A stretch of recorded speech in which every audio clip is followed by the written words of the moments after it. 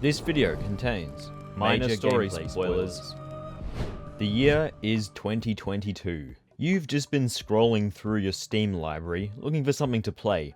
A familiar cycle.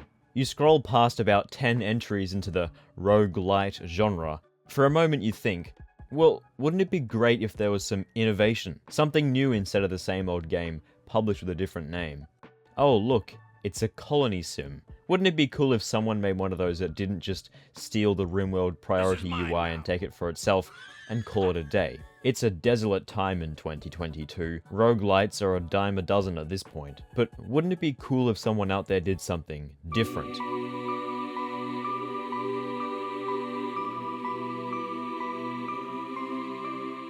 Cult of the Lamb is the first game from Massive Monster and funded by Screen Victoria, who have apparently decided to take a break from funding mediocre midday crime dramas and have turned their sights towards something with a little bit more satanic imagery than usual. I can practically hear the angry helicopter parents withering away at that one. Cult of the Lamb's premise is that it attempts to meld two beloved genres together, roguelike and colony management. Both of these categories are, needless to say, rife with games that don't push for a whole lot of new stuff, especially the former.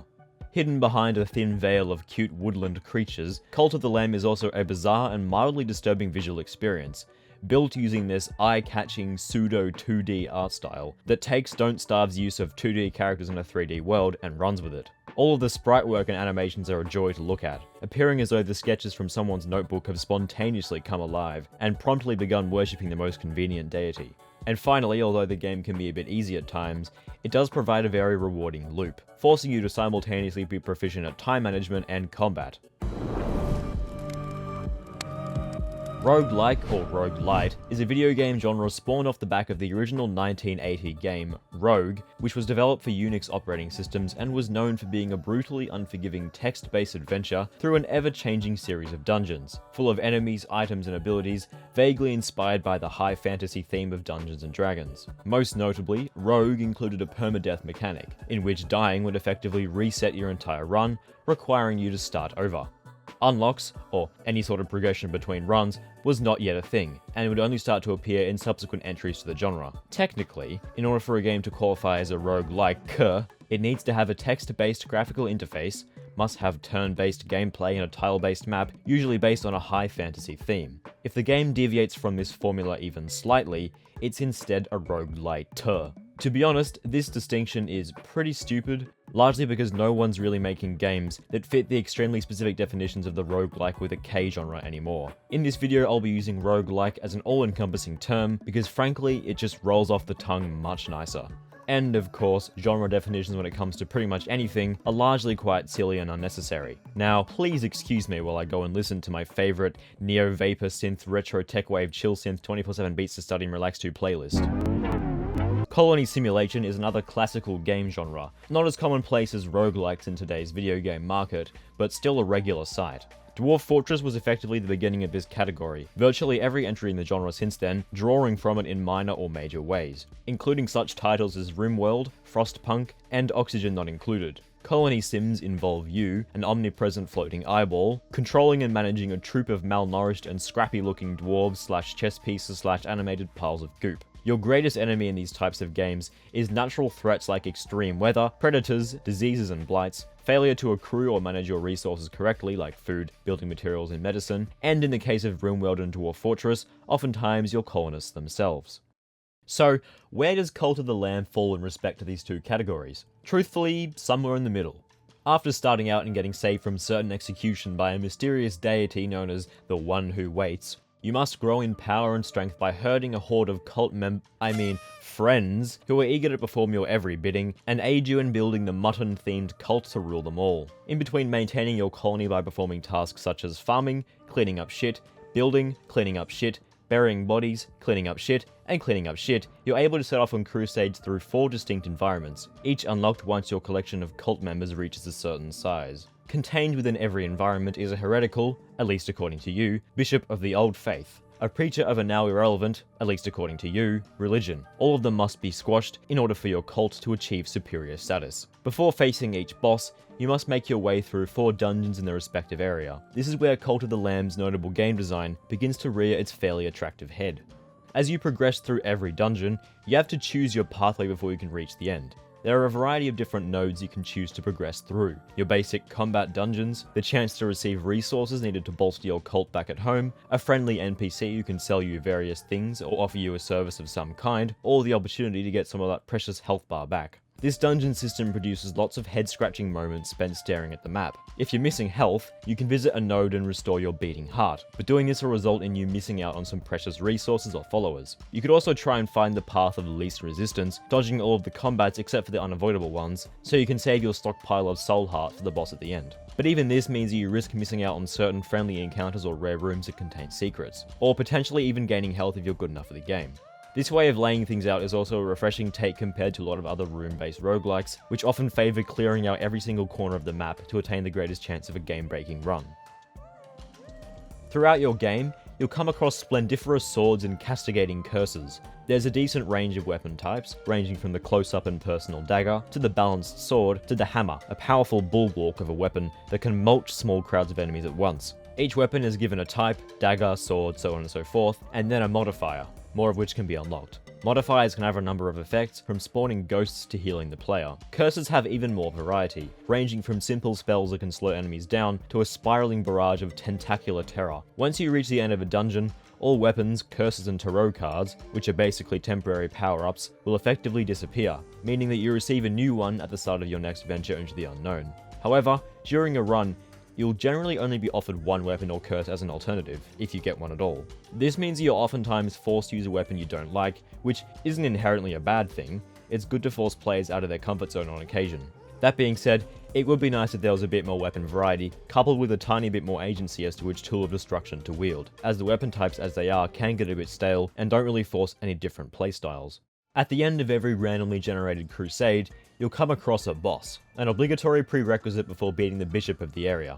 Yet again, Cult of the Land demonstrates its well-crafted design. The three bosses that lead up to the bishop will give the player a sort of teaser as to what the bishop's mechanics will ultimately be, each one mimicking some of the attacks that the respective final boss possesses. This does an excellent job at subtly preparing the player for their final encounter in that area. All of the bosses, and to be honest most of the regular enemies too, have really well telegraphed attacks as well. 90% of the time I got hit in this game, it felt like my fault, aside from a few times enemies spawn right next to me in a room, and the rare other exception. There is also the occasional confusing hit. Take this clip of me versus Kalamar. I've rewatched it about 10 times and I still can't figure out what got that last hit on me. Generally this makes the combat feel very fresh and fluid, although it is seldom punishing, which can result in it feeling a bit easy at times, particularly so if you're well versed in the hit and then dodge style of combat the game uses. After you've beaten the respective bishop of a world, you can go through it again in order to fight a witness, or perform a crusade, which is essentially a continuous run where you keep fighting using your current build, putting your colony at increased risk of starvation or disease. Speaking of colony, after finishing a dungeon and collecting your rewards, you're sent back to the overworld, or the world that exists outside of the combat-focused dungeons, and is where the colony simulator part of the game takes place. Normally, in a roguelike, once a run's finished, you either get booted back to the main menu, or if you're lucky some sort of intermediary lobby area, like Enter the Gungeon's Breach. In Cult of the Lamb's case, this is more like the second half of the game. Now is your chance to perform tasks like completing quests for cult members, doing dastardly rituals, building structures, and cleaning up shit. However, these two systems are more than just hastily slapped together. Time, more specifically the day-night cycle, is constantly progressing, no matter if you're disposing of other people's fecal matter or blasting away rival cultists with glacial artillery.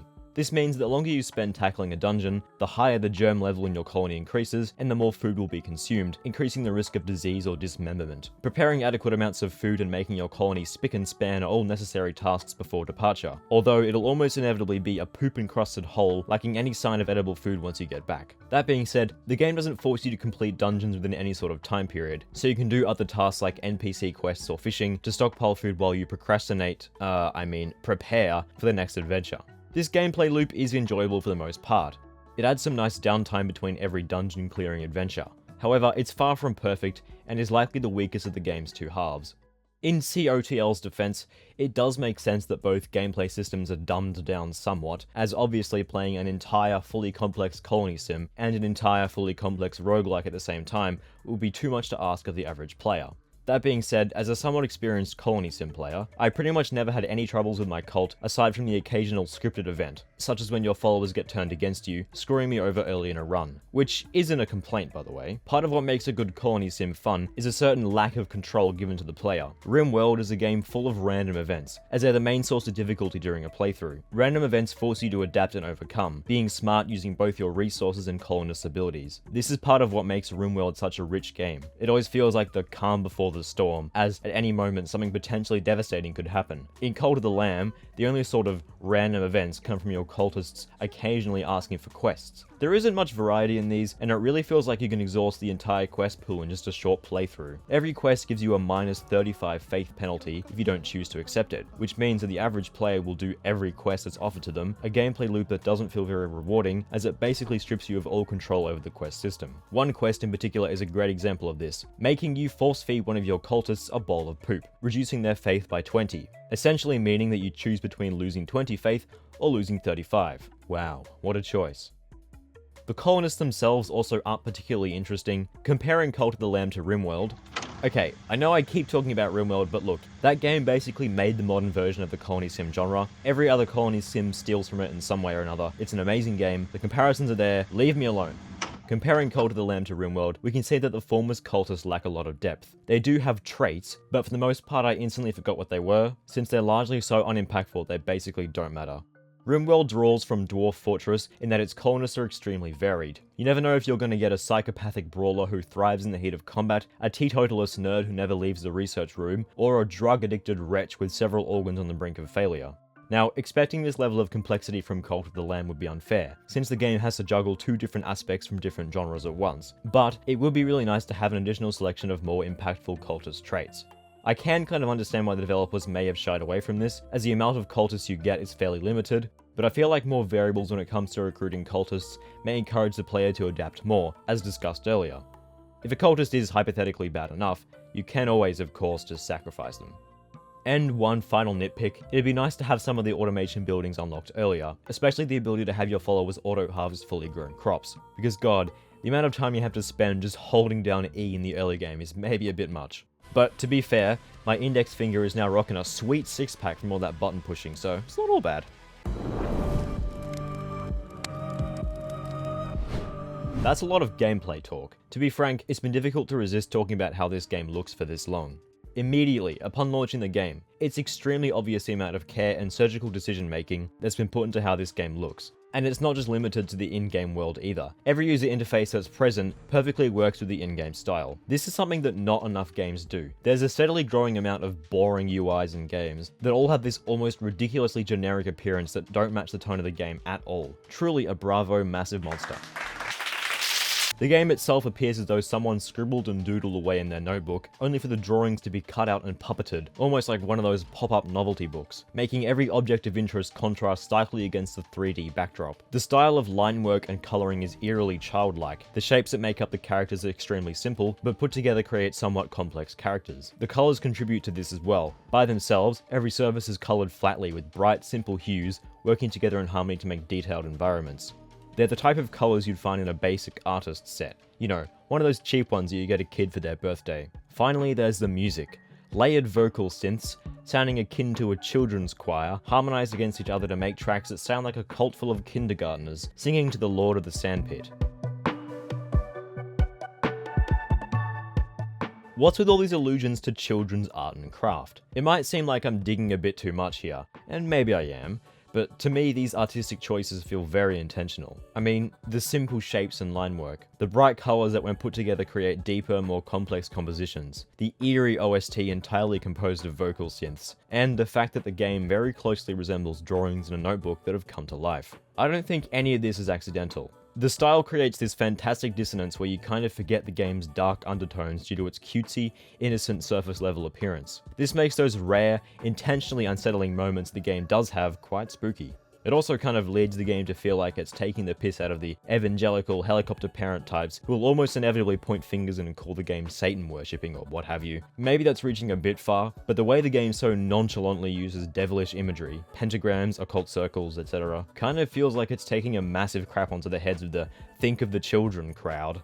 But who knows. At the very least, Cult of the Lamb is a stylistic masterpiece. It's rare that a game has a completely all-encompassing style, present in all of its facets, from music, to the game itself, to the UI for crying out loud. So again, I say, bravo Vince.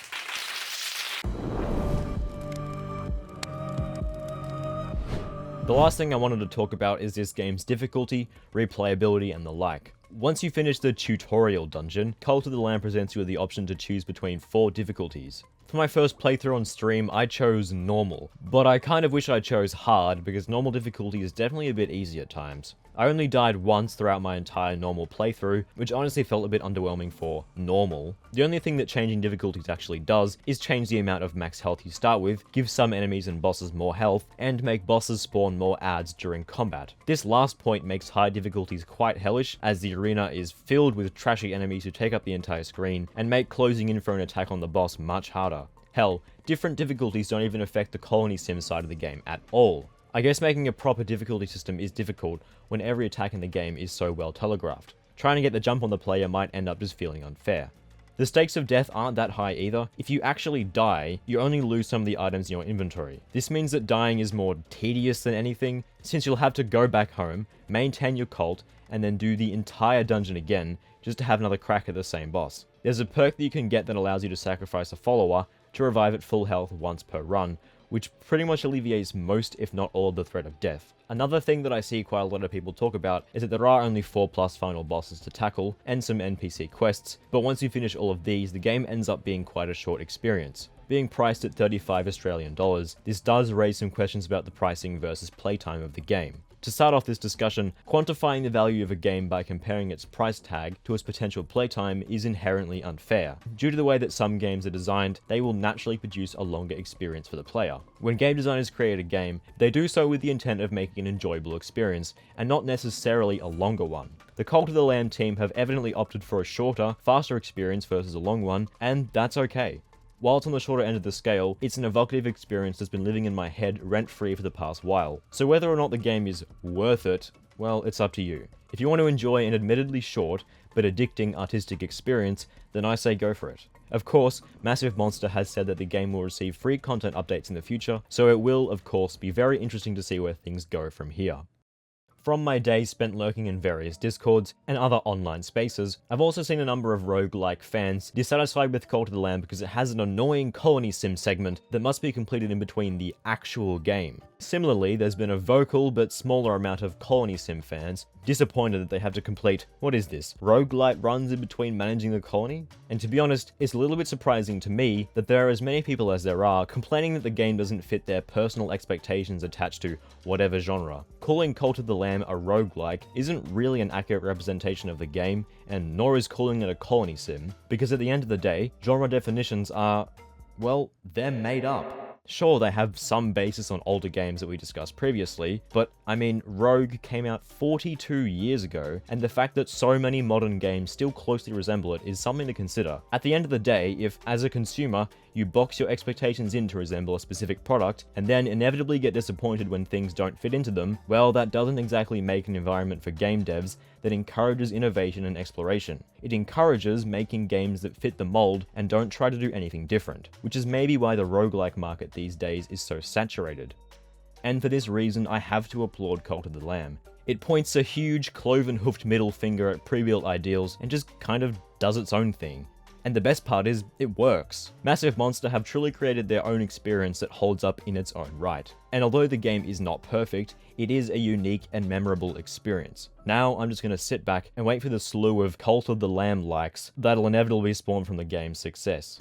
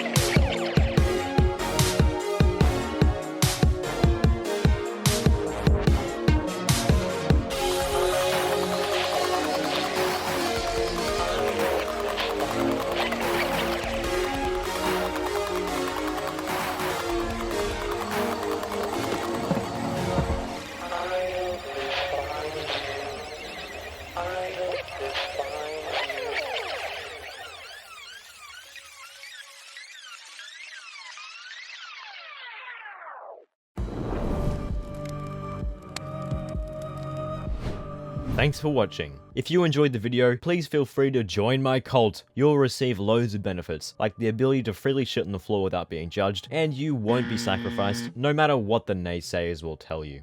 Be sure to let me know what you thought about the video and Cult of the Lamb. Are you a hardened roguelike fan, or a managerial mastermind well versed in the ways of the colony sims? Give me your side of the story. Also, I have a Twitch. I don't stream on it, so don't follow it. I also have a Discord which I don't talk in, so don't bother joining that either. Thanks and ta-ta. Now, excuse me while I get back to things. Running a cult is no easy business, you know.